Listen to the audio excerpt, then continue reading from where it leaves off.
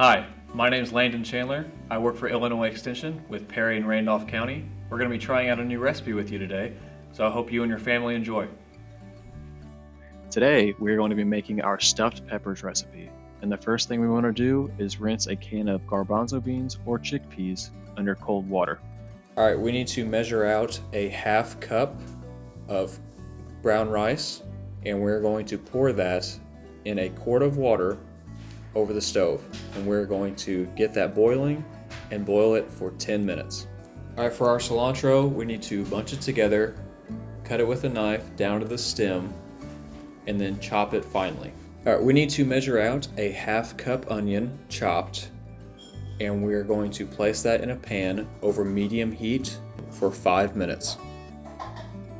Now, after we wash off our pepper, we want to cut off the top of the pepper and remove the ribs and seeds.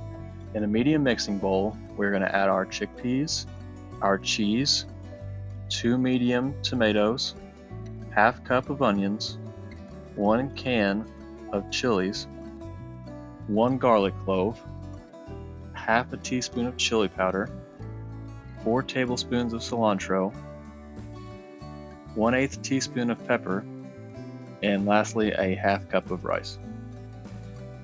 Now we are going to mix our ingredients together,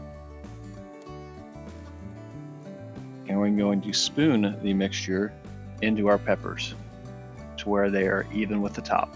Now we are going to place our peppers in an oven preheated to 400 degrees. We're going to bake it for 40 minutes. If you have any cheese remaining, you could always sprinkle it on top of your peppers.